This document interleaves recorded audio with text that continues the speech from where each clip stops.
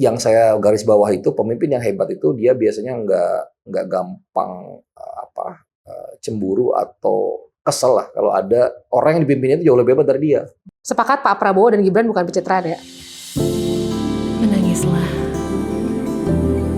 tertawalah, semua rasa itu ceritakanlah. Bersedihlah dan tersenyumlah. Dan biarlah ceritamu menjadi terang bagi jiwa-jiwa lain yang butuh tenang.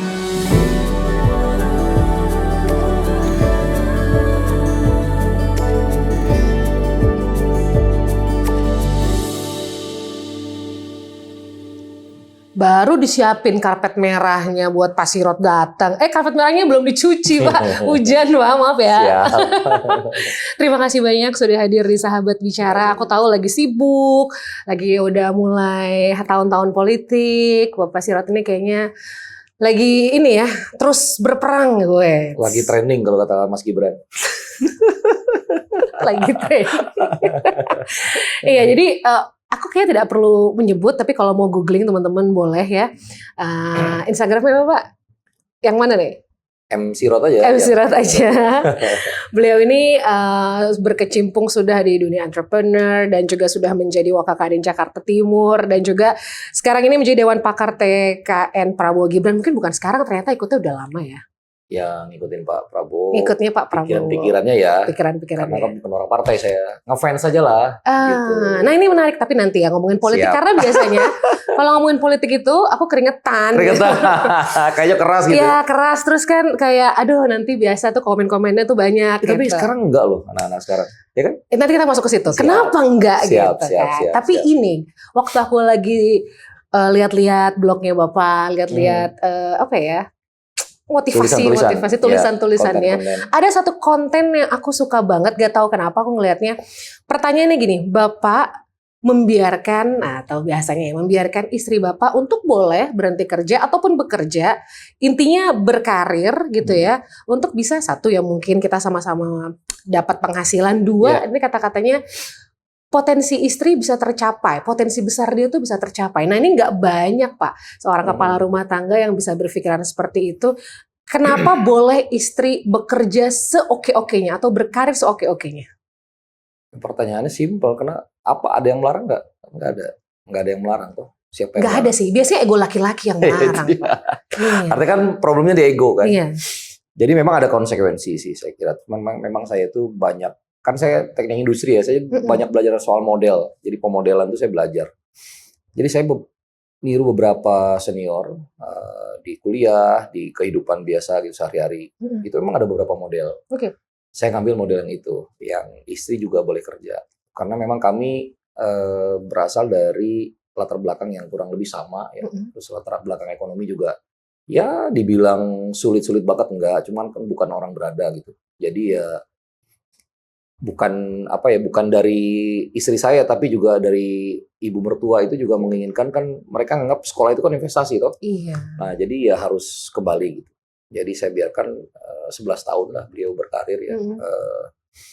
Terus memang ya saya agak-agak sedikit licik sebenarnya karena saya ngelihat potensi. Saya sebenarnya ngerti masalah SDM juga sedikit gitu. Saya ngelihat istri saya kayaknya lebih cocok bisnis gitu, dagang gitu ya. Maksudnya dia solopreneur lah. Jadi saya ajak dia ke beberapa komunitas bisnis. Ya alhamdulillah memang setelah saya keluar, cuman jarak 2 bulan tuh saya jadi entrepreneur, dia juga ikut gitu.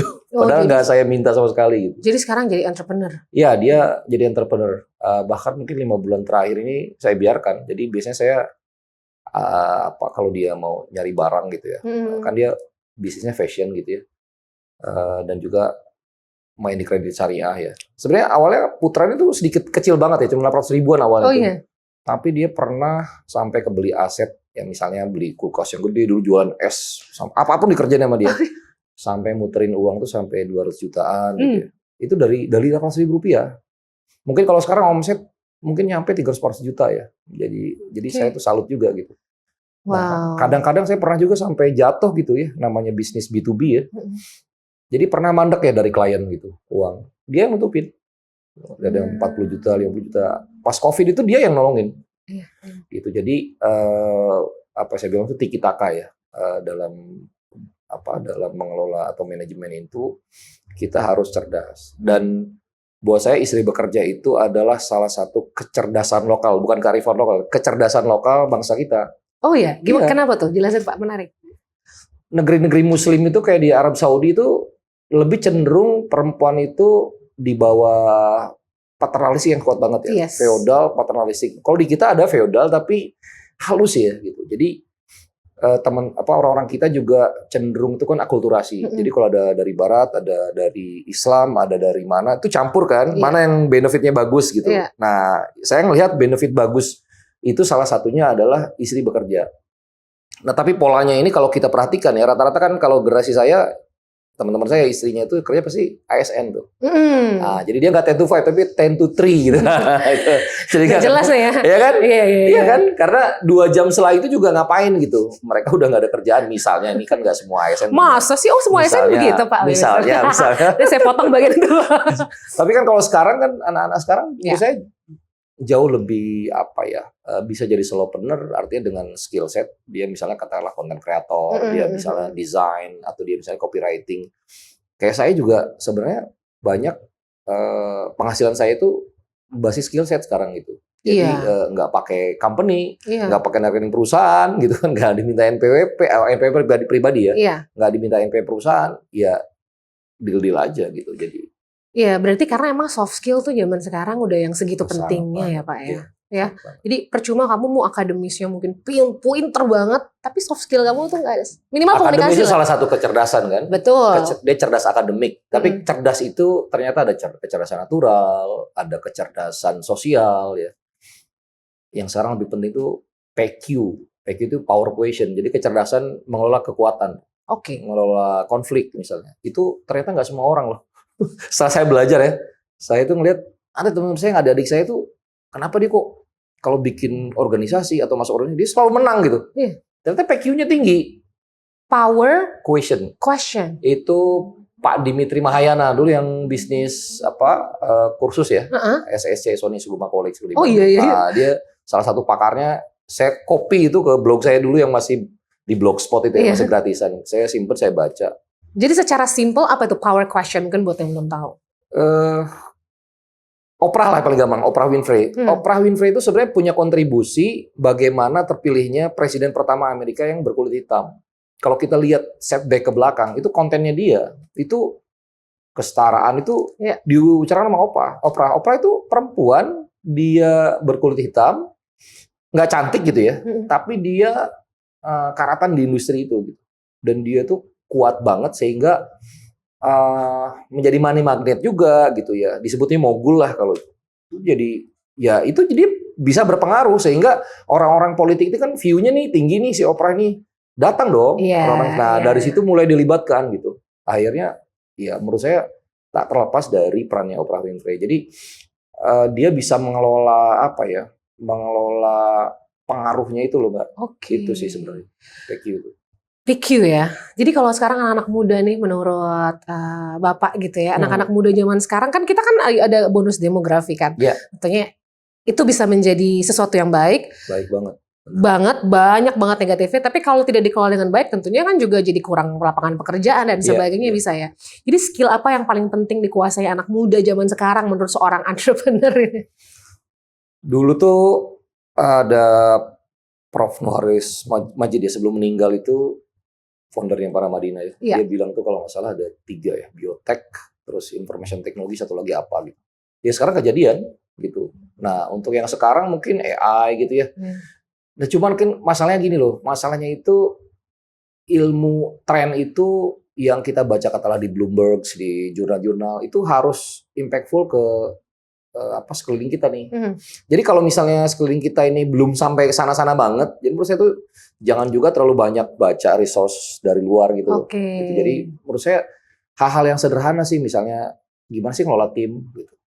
Ya, ngelola tim itu ternyata pertemanan yang hakiki itu yang misalnya menyebabkan teman saya mau ngikutin kaus atau ngikutin kegiatan yang saya lakukan. Nah, ngelola pertemanan gimana sih? Kalau orang mengkapitalisasi pertemanan untuk kebutuhan sendiri pasti nggak bisa dia. Nah itu contoh. Terus yang kedua misalnya, berarti gue harus ngerti komunikasi nih. Gitu. Nah komunikasi itu ada beda nih. Ada komunikasi yang misalnya kayak public speaking kayak begini, ya kan kayak keren gitu, orang tepuk tangan, bahasanya harus umum, mudah dimengerti. Tapi kalau lagi kongko di kafe beda loh. Iya, iya. Kadang ada orang yang agak jet lag misalnya, jadi dia kayak pinter sendiri aja gitu, nggak bisa gitu. Jadi harus dengar juga gitu. Dan itu saya juga latihan sampai sekarang saya ngerasa belum sempurna sih Mbak soal itu, karena selalu ada orang yang lebih keren gitu. Saya selalu jadi acuan aja sih. Ya prinsipnya sih pembelajar aja sih, punya mentalitas pembelajar, maka ya never ending learning, sehingga kita selalu achieve sesuatu yang baru sih gitu sih kalau menurut saya sih. Apalagi kan sekarang kayaknya kemampuan tadi komunikasi segala macam itu kan menuju ke kemampuan kita leadership kan Pak. Yes. Kayak leadership itu jangan sampai kita jadi toxic leader gitu kan. Iya nggak sih? Ada tuh. Bukan toxic relationship aja yang ada, toxic leader.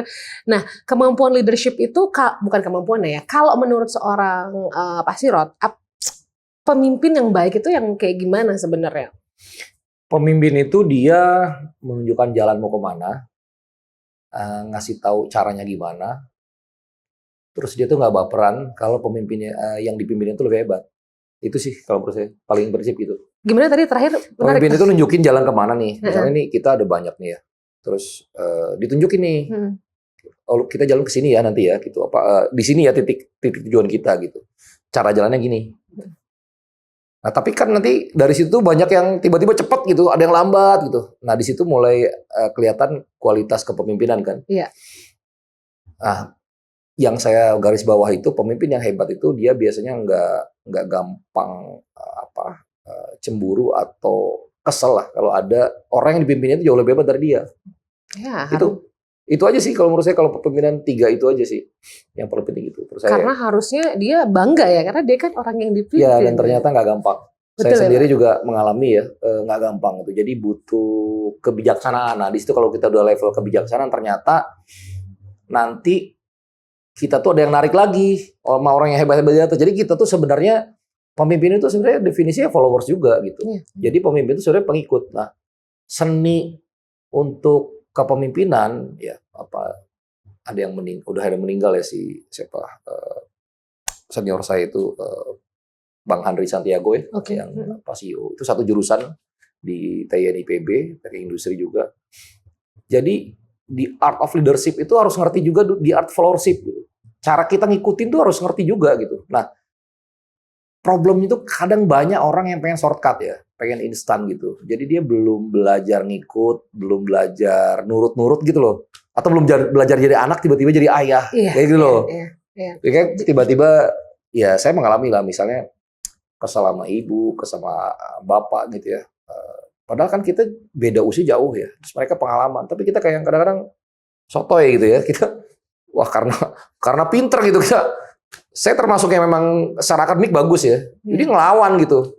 Cuman memang ngelawan saya agak beda sih. Ngelawan saya sama yang lain, kalau saya tuh jarang nipu, misalnya nggak pernah ya nipu uang, jajan nggak pernah. Tapi saya tuh ngelawan itu argumen. Oh, gitu. Nah itu yang, bapak saya tuh kesel, ibu saya juga kesel. Oh udah sana-sana gitu. Jadi dia malas debat gitu. Karena kan ini anak gitu. Nah, adab kan. Jadi setelah kita ngerti itu ternyata dari adab, dari cara. Jadi seni sih ini sebenarnya. Iya. Agak sulit ya mendefinisikan ini, cuman dari pengalaman gitu. Menurut saya sih itu 3 itu yang paling penting sih kalau kita mau mimpin ya. Yes, intinya kebijaksanaan yang hakiki sangat diperlukan ya, Pak. Ya. Dan bijaksanaan itu kan ada umurnya kan. Betul. Maksudnya kadang-kadang juga gara-gara kita nge-search quotes gitu ya di Instagram terus tiba-tiba kayak sok bijak gitu. Itu juga saya agak lucu ya. Jangan lah itu Pak. Itu biarkan aja kita tuh kelihatan memang nggak tahu gitu. Karena quote itu kan kadang-kadang orang yang sudah pengalaman tinggi ya kan, dia baca, dia jalanin puluhan tahun terus baru keluar kata-kata bijak. Dia ngomong gitu oke wajar. Yes. Kadang-kadang kan kita ngutip cuman karena musuhan sama temen terus kita quote-nya Benjamin Franklin gitu ya, Roosevelt, beda banget tahu itu. Dia nggak ngerti sebenarnya. Iya. Kelihatan keren aja. Ya, keren sih. Cuman maksud saya boleh kayak itu, cuman jangan juga terlalu cepat untuk merasa bijak ya. Gitu. Berarti kalau ngomongin soal pemimpin yang bijak, apakah itu alasannya? Apakah itu alasannya seorang Bapak Sirot itu ada bersama Prabowo dari tahun berapa? Ya, saya saya sebenarnya gini, saya tuh 2012 saya tuh kagum sama Pak Jokowi dengan Pak Ahok karena saya kan praktisi air ya. Pada waktu itu tuh saya ngerti banget Jakarta itu sulit untuk zaman Foke ya. Waktu itu kan sudah ada pembatasan penggunaan air tanah. Iya. Nah, problem di Jakarta itu salah satunya adalah kita tidak punya sistem ducting. Jadi pipa-pipa itu udah kadung berantakan lah di dalam tanah itu, gabung sama kabel Telkom, gabung sama kabel apa gitu. Jadi sistemnya udah berantakan. Nah, Pak Jokowi itu dia masuk ke gorong-gorong itu. Dari situ saya lihat ini orang dia tahu banget problemnya. Jadi dia masuk ya kan, diliput wartawan, disitulah banyak orang cerdas itu terkesima gitu. Dan memang belum berhasil, tetapi di bidang yang lain ya, misalnya di manajemen kecamatan ya, terus semua banyak lah. Terus terutama misalnya yang oranye itu ya, pasukan oranye itu kan digebernya di zaman Pak Jokowi ya. Gitu. Jadi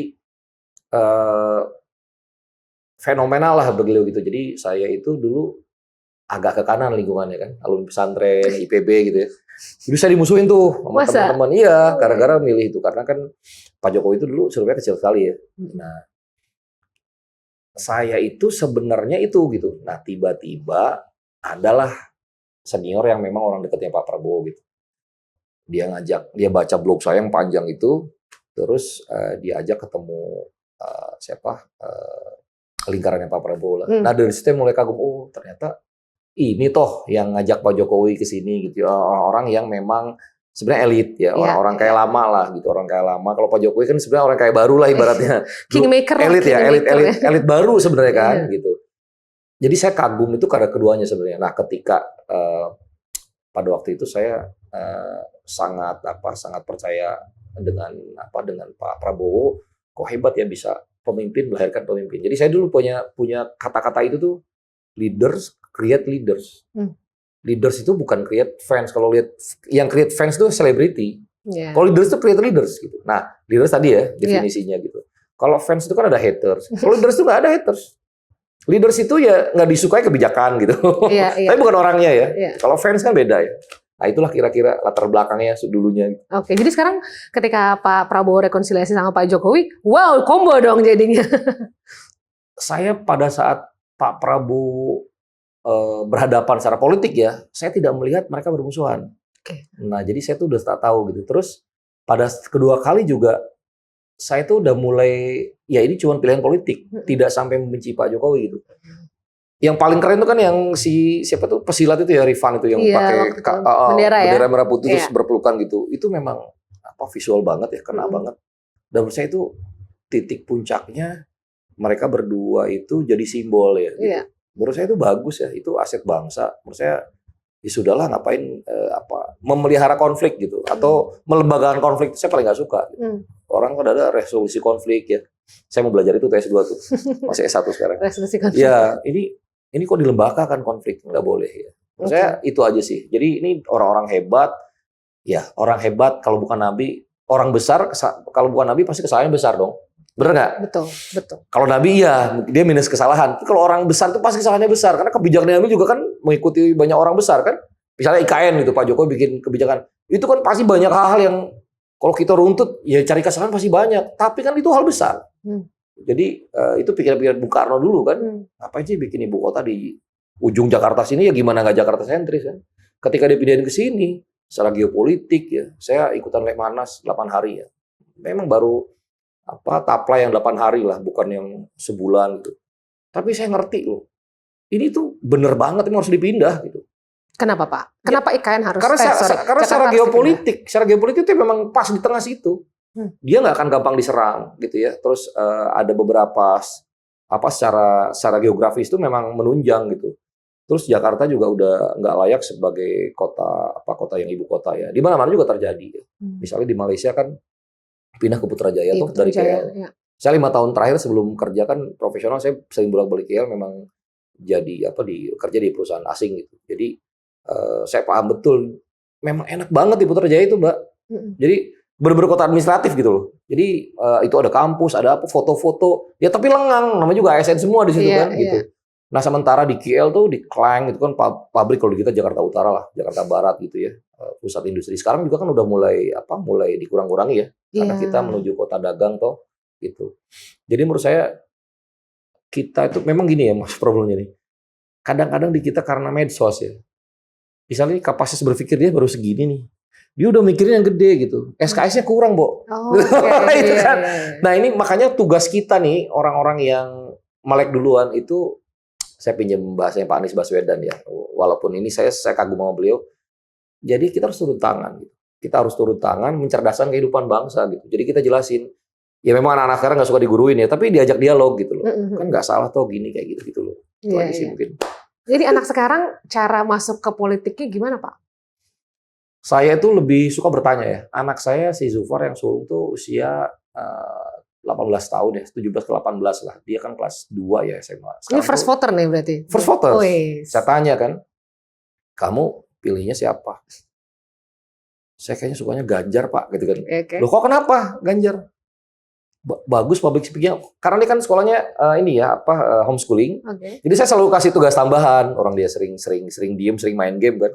Kalau yang lain kuliah sekolah gitu, dia kan seringnya di rumah, nganterin adiknya gitu. Terus bantu-bantu gitu. Saya suka kasih tambahan. Nah, kemarin tuh kebetulan saya kasih tugas di public speaking. Menurut dia ya, itu yang paling bagus dan mudah dimengerti itu Ganjar. Ya sudah. Oh gitu ya udah.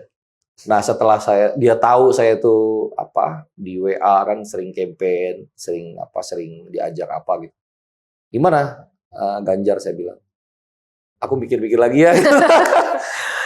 Artinya itu kan direct ya. Maksudnya ya hal yang kayak gini. Kalau saya sangat demokratis ya di rumah gitu. Jadi beda pilihan itu biasa. Dan sekarang ini saya ingin fun aja lah politik. Toh cuma satu suara dari 205 juta gitu. Ngapain sih berantem? Ya toh.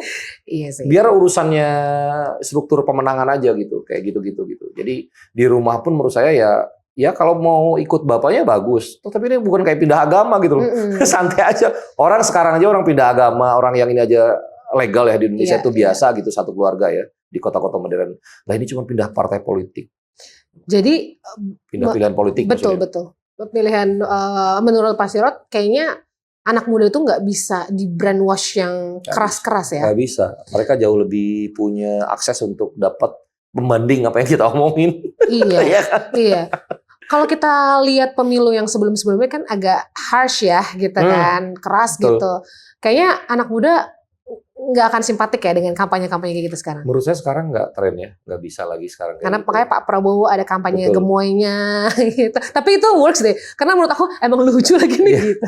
Itu genuine sebenarnya kan. Karena beliau ketika ditanya kalau nggak salah di penerus negeri ya, ditanya apa itu gemoy, dia aja nggak tahu. Jadi yang bikin tuh bukan dia, apalagi tim kampanyenya ya.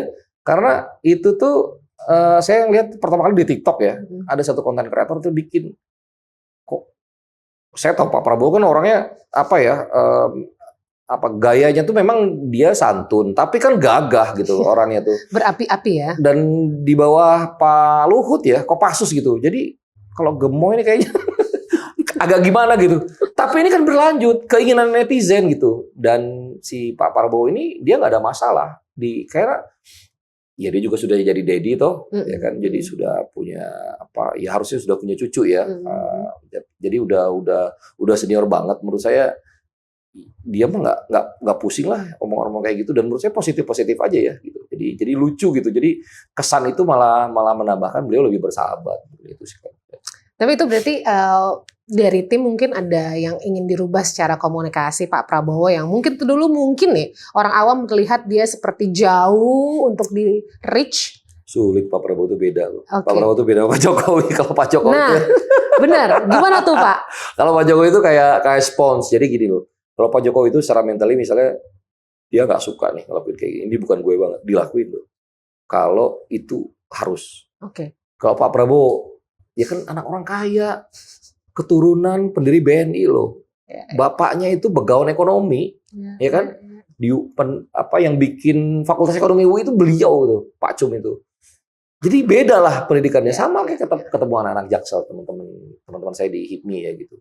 Beda cara ngomongnya, nggak bisa di direct. Orang dia anak bos. Kalau saya habis makan cuci piring sendiri, kan orang-orang ini kan dicuciin gitu. Iya. Kayak ini mentalitinya beda. Jadi Pak Prabowo punya confidence level lebih tinggi ya. Dan itu kadang kalau dalam kontestasi itu kadang agak sulit gitu.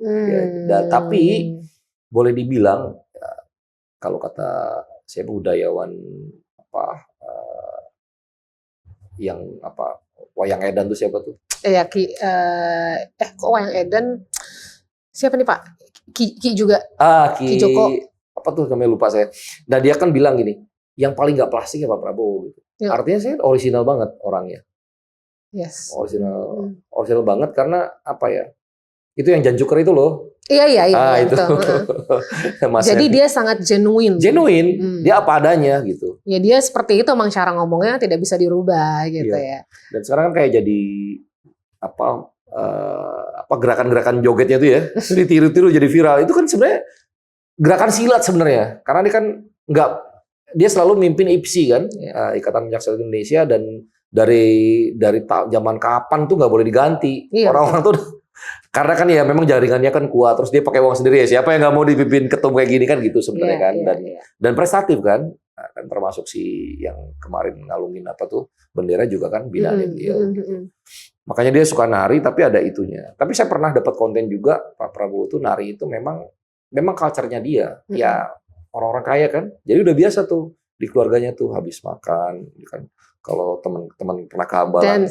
Ya itu kan namanya Garuda Yaksa itu luas banget. Jadi kalau habis makan tuh bisa digeser, itu ruangan dansa tuh.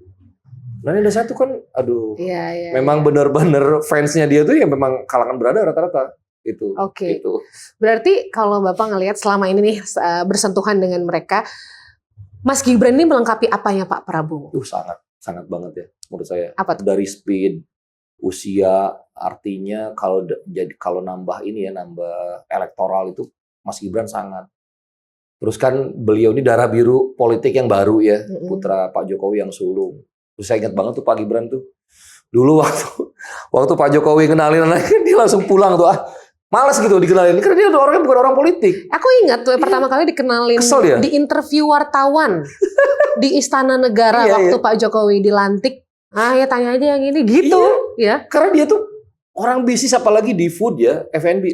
Kayaknya kayak anak-anak Jaksel yang punya kafe, coba aja cek. Apalagi dia supply jasa boga gitu ya. Catering kan, kalau catering kan nggak perlu services man to man ya maksudnya kan. Dia, ya Pak, gayanya begitu. Memang pengusaha bener gitu. Nah tapi kan ini ada sebuah kondisi. Nah ini kadang-kadang orang tuh suka anggap, ini enak banget. Coba aja jadi Gibran kalau kuat. Sama ya dengan Pak AHY, Mas AHY. Coba aja itu harus selesai dari majornya, terus mimpin Demokrat. Ini dunia saya lagi main di sini, lagi muda-mudanya kan lagi napakin karir.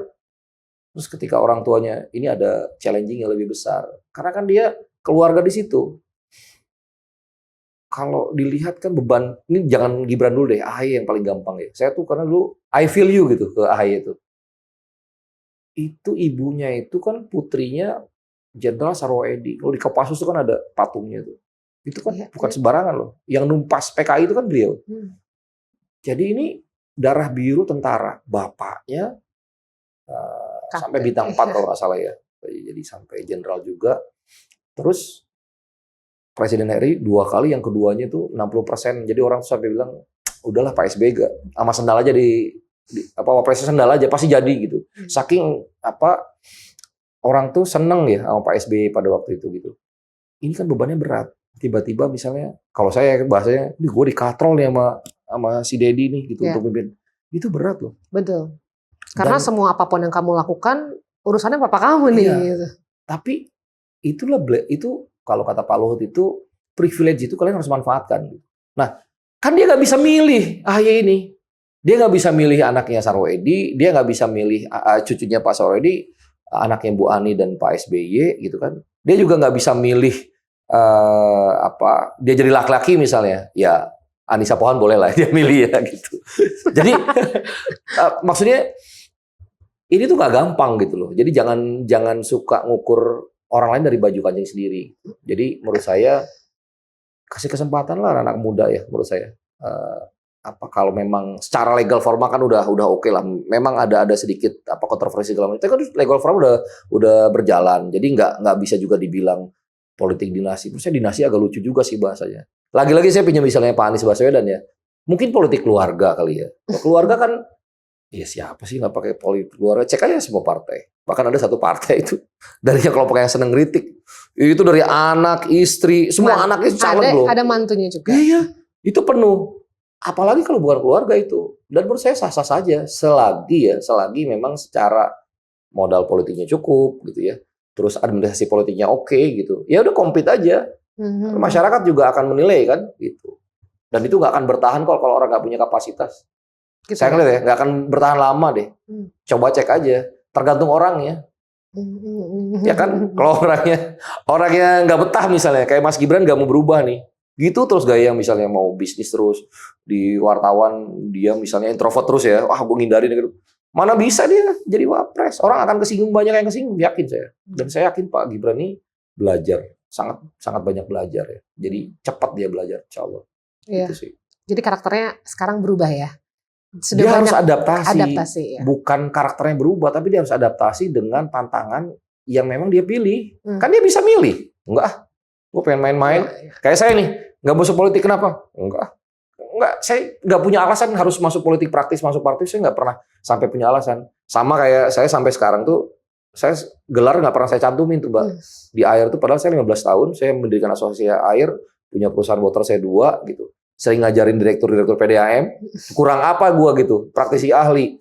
Tapi saya tuh males nyantumin gelar, karena buat saya, ya teknik industri adalah sedikit ya basic. Tapi menurut saya tuh, belajar sekarang tuh modelnya beda ya, nggak kayak dulu. Dan yang kedua itu, kemampuan teoritis itu harus imbang dengan empirik ya. Nah, di situ saya sebut kalau di teman-teman asosiasi air tuh ya, avatar. Wah, apa tuh? Avatar itu dia punya hati yang bersih kan, kalau kita lihat filmnya si Avatar itu baik gitu. Dia itu sakti, tapi memang punya basic teori yang kuat gitu. Tapi bukan kayak gelar berderet gitu, tapi kayak begitu taktikal dia nggak ngerti gitu. Bikin project yang ngerti nggak ngerti buat apa gitu. Itu sih. Iya betul juga sih Pak. Tapi ngomongin soal air ya, aku jadi punya pop up pertanyaan nih air gitu ya. Yeah. Kan itu kalau pergi Pak ke Singapura kemana, airnya udah bisa minum dari tap water gitu. Why? Kenapa di Indonesia cannot happen? Oke lah nggak usah di Indonesia, Jakarta dulu. Nah ini udah panjang jawabannya sih. 2 hari cukup. Yang jelas memang kan kita tuh belum sistemik ya. Sistemik terus. Hampir semua kehidupan di kita tuh nggak sistemik. Kesehatan kan baru kemarin ya punya BPJS. Bagaimana tuh penolakan dokter? Iya. Undang-undang Cipta Kerja yang demo berapa lama? Iya, betul. Salah sangka, nganggapnya mau gimana. Padahal yang dirubah itu memang sapu jagat ya, namanya omnibus itu kan sapu jagat gitu. Banyak undang-undang sekali pukul biar cepat gitu. Gayanya Pak Jokowi banget. Karena dia tuh orang yang memang walk the talk gitu. Jadi nggak ada tuh dia banyak alasan gitu. Ini gue harus rubah ya rubah gitu.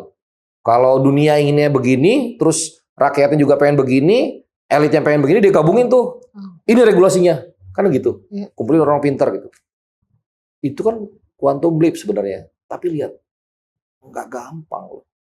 Termasuk saya di swasta juga, kita tuh bekerja dalam speed ya untuk adaptasi. Birokrasi juga sama, pusing juga itu. Karena kan banyak yang di-cut. Ya termasuk mengefisienkan gitu kan. Jalur-jalur tertentu yang ya kita tahu lah gitu. Jadi ini systemic approach ini memang dimulai menurut saya setelah reformasi ini kan. Jadi kita tuh ngerubah sistemnya secara keseluruhan, tetapi di tataran hukum yang berikutnya ini masih ke bawah model Orba-nya gitu loh. Itu loh. Jadi memang berat jadi pemimpin politik di kita itu. Karena gini loh, kita nggak bisa lagi ngikutin kayak Singapura. Singapura kan keluarga, politik keluarga. Lu kalau bukan cucunya dia mana bisa kan gitu. Vietnam kan lebih ke ngikutin modelnya Cina ya gitu. Malaysia kerajaan pemerintahan republik pemerintahannya dengan kenegaraannya beda. Thailand apalagi. Berapa kali tuh Perdana Menteri turunin. Karena militer gak setuju. Karena militer kan dekatnya memang sama raja nurutin. Jadi kita itu harus kita terima ya. Maksudnya gini, kalau saya pakai bahasa kita tuh nggak akan maju-maju banget nih maksudnya, tapi nggak akan hancur.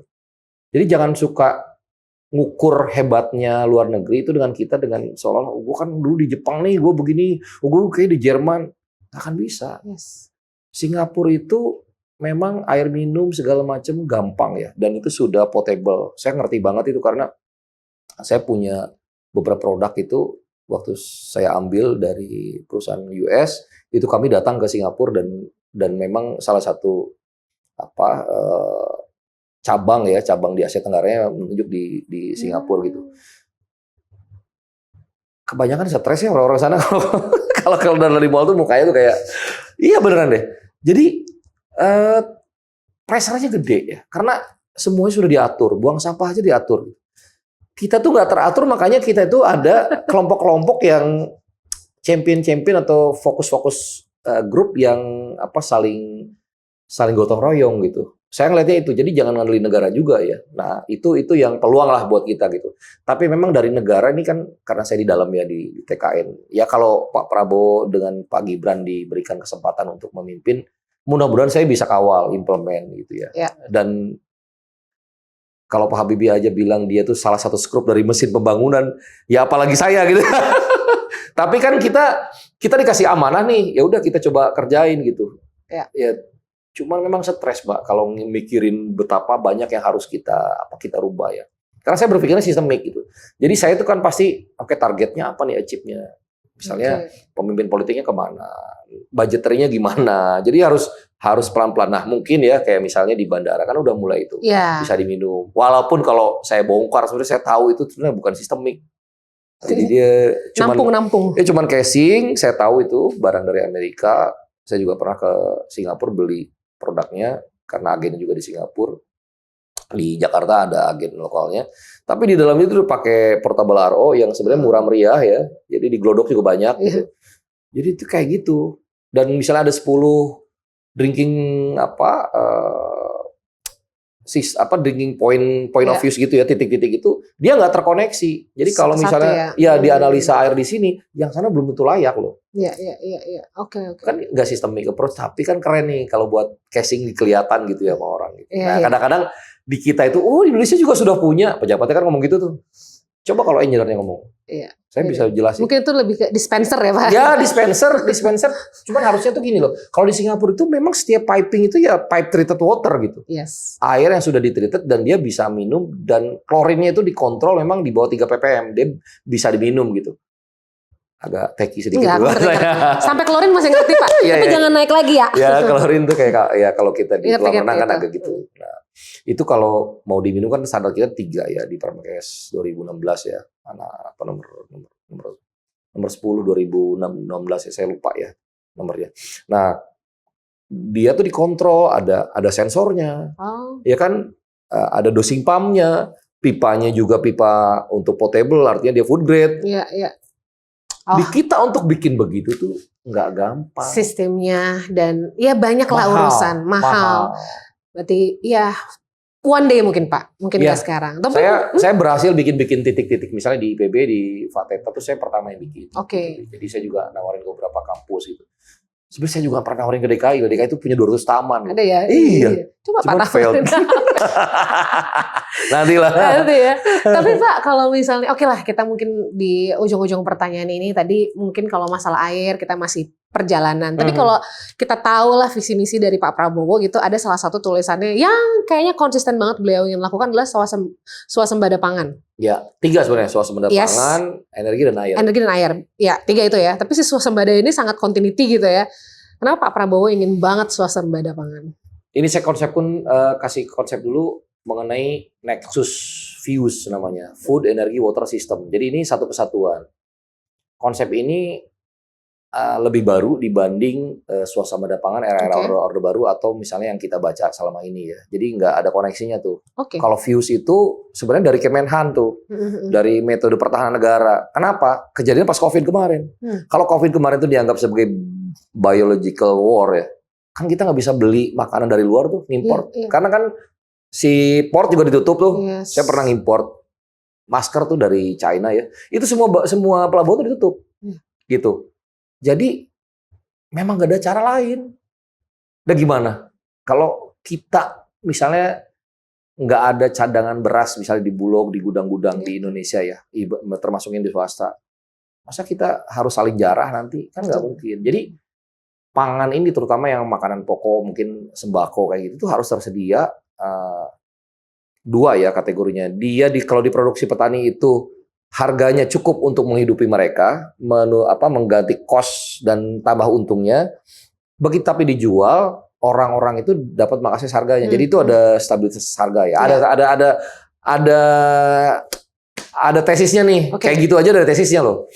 Terus air juga istilahnya Pak Prabowo itu swasembada air. Sebenarnya saya agak protes tuh waktu di rapat-rapat Dewan Pakar ya. Kayaknya nggak pernah deh gue dengerin swasembada air. Air. Tapi ternyata konsep ini yang breakthrough gitu. Jadi kalau dengan akses air itu kadang-kadang kita terlalu berpikir, wah gue harus bawa jaringan perpipaan nih, gitu kan, pasang kemana-mana. Kalau dengan konsep swasembada air, ya udah pasang sumur aja di sana, gitu, sumur bor. Ya kan mungkin nggak nyampe 100 juta udah ada air, toh air juga gitu. Jadi bisa lebih adaptable ya gitu. Konsep swasembada air ini bagus dan dipastikan si desa itu dia bisa produksi air sendiri gitu. Katakanlah bukan desa kabupaten gitu. Dia nggak ngambil dari kabupaten yang lain. Ini jauh lebih lebih taktikal menurut saya dan ini menarik gitu ya. Dan ternyata kalau saya pelajarin di Denmark juga begitu. Mereka pakai sumur karena kan sama Denmark tuh kepulauan. Saya pernah kerja yaitu yang 5 tahun saya kerja di perusahaan Denmark ya kebetulan. Mereka unggul dalam pompa, mereka unggul dalam valve gitu ya. Mereka punya pabrikan instrumen dan ini tiga-tiganya ini kelas dunia nih. Padahal mereka sama kayak kita loh, negara kepulauan, ngerti water engineering gitu ya, hidrologi, terus produknya sampai mendunia nih. Kita kapan kan gitu? Ya. Kalau kita bisa swasembada, kita bangun produk sendiri, upstream dan downstreamnya jadi, itu menurut saya bakal keren banget. Dan saya yakin kalau Pak Prabowo tuh bisa loh. Ya contoh misalnya kayak Maung yang dikendarin Pak Jokowi itu, yang dari Pindad. Iya, Pindad. Itu engineeringnya kan diambil dari General Motors tuh. Lulusan luar negeri, dia udah kerja, dia dosen sebenarnya di ITB. Terus dibilangin sama Pak Prabowo, udah yuk tetap dosen di ITB, tapi kamu juga jadi direktur strategik atau operationnya atau apalah di situ. Jadi itu mobil, walaupun kosnya masih mahal, karena memang ya itu supply chain ya. Kita nggak bisa ngalahin yang negara-negara yang sudah jauh lebih maju gitu. Tapi at least ada pilot plan project gitu, ada produk yang udah jadi, dan itu amazing kalau menurut saya gitu. Itu anak-anak muda tuh kayak saya tuh asik gitu, semangat dong. Kita nggak mungkin maju kalau nggak ada political power loh, kalau nggak ada political decision di atas. Oke, pas nih ngomongnya, mantep tuh. Biasa, benar. Aku selalu bertanya nih kalau lagi deket-deket tahun politik ini kepada narsum aku ya. Banyak anak muda yang sebenarnya punya kemampuan, tapi mereka sarcasm lah, atau mereka kayak pesimis sama politik. Kenapa anak muda harus masuk politik? Kalau saya agak koreksi sedikit, menurut saya nggak harus masuk politik praktis, tapi berpolitik itu satu kemewahan ya. Maksudnya gini, kalau kita bisa berpolitik itu kemewahan. Berarti pekingnya agak-agak tinggi nih. Karena kalau kita nggak bisa politik itu ya akan gitu-gitu aja. Saya ngelihat ya misalnya misalnya di beberapa pagi ya saya ngomongin aktiviti teman-teman saya di relawan, saya share ke tiba-tiba ada WhatsApp grup tuh yang kayak antipati banget gitu politik. Tapi saya cek nih obrolan dia, lu gimana nih, makan apa nih tiap hari? Kok lu ngomongin makan tiap hari apakah bosen gitu? Contoh ya, makan apa, menu apa, terus bajunya apa ya, toko apa ya gitu. Mending kalau dia ngomongin kafe di mana untuk kumpul ya, maksudnya itu worth it buat orang yang mau nyimak. Itu kan kadang-kadang karena dia terlalu personal banget gitu ya. Jadi dia nggak peduli tuh pada luar gitu. Jadi dia ngerasa dia tuh penting banget gitu. Nah, orang yang berpolitik, yang ngerti politik kemasyarakatan lah ya, jangan politik dulu. Atau misalnya levelnya keluarga dulu, itu menurut saya udah bukan orang-orang yang ego tuh. Pasti dia mikirin orang lain. Gitu. Jadi mindsetnya memang kalau politik itu memang di atas sih Mbak ya. Jadi harus orang yang udah selesai dulu tuh urusan-urusan dirinya, dengan pasangannya, dengan misalnya keluarga kecilnya, terus kerabat-kerabatnya gitu loh. Terus tetangga-tetangganya, baru yang lebih gede organisasi ke masyarakat dulu. Kalau saya kan memang agak idealis sih, makanya saya nggak mau masuk ke partai itu ya itu dulu gitu loh. Nggak tertarik gitu. Nih. Nah, sekarang kayaknya banyak yang dorong dan mulai ngerti ya. Gitu. Tapi ya tergantung kita kan pengen patron ya politik itu. Yes. Jadi di atas saya lihat dulu ya, kalau kurang kuat ntar dulu deh. Nanti kita jadi apa lagi kan? Gitu. Jadi buat anak muda belum tentu harus politik praktis, tapi politik itu berarti kita bisa melakukan banyak hal, terutama untuk sesama kita lah. Ya itu sih intinya sih. Sosialnya dulu yang digedein. Nanti juga tergantung ya kalau dia modal politiknya. Jadi modal politik itu apa ya tadi ya, kadang askrip status kalau di psikologi itu. Misalnya kayak Gibran, dia punya modal politik. AHY. Tapi ada juga yang memang public speaking-nya bagus, terus bisnisnya bagus, terus senang berbagi gitu. Senang berbagi, kenapa gua nggak nyalek aja gitu ya gitu. Tapi memang orangnya udah baik, ya kan boleh dong. Terus dia jadi membuat kebijakan yang supaya banyak nih orang kayak gua, boleh dong. Orang kayak gitu kenapa dilarang-larang gitu? Bener nggak Mbak? Betul loh, betul loh. Gitu. Berarti satu pertanyaan terakhir ya, Mbak. Siap. Apa yang mungkin keyakinan seorang Pak Sirot di kita ini akan menuju Indonesia emas? Apa yang paling diunggulkan dari Indonesia dalam keyakinan Bapak? Jawabannya lagi-lagi sistemik thinkingnya saya udah ngelihat ke arah sana. Jadi ada pemimpin yang berani. Karena susah Mbak ya, kalau kita lemah hati ngelihat, kan kita tuh banyak yang miskin banget. Miskinnya standarnya diturunin lagi dulu kan pernah tuh. Jadi $1 loh sehari. Oh ya? Kayaknya imagine 15.000 bisa apa gitu. Parkirnya kalau udah habis gitu. Artinya kan ini lingkaran setan ini harus ada yang mutus. Dan saya melihat, mungkin bukan Pak Jokowi aja ya, artinya bangsa kita tuh saling menopang ya, sudah saling membantu. Memang di kita itu kadang-kadang saling jelekin gitu, tapi kalau kita mau belajar secara sistem, itu sebenarnya secara gradual, itu saling memperbaiki. Sampai akhirnya ada seorang pemimpin berani bikin tadi, Undang-Undang Cipta Kerja ya.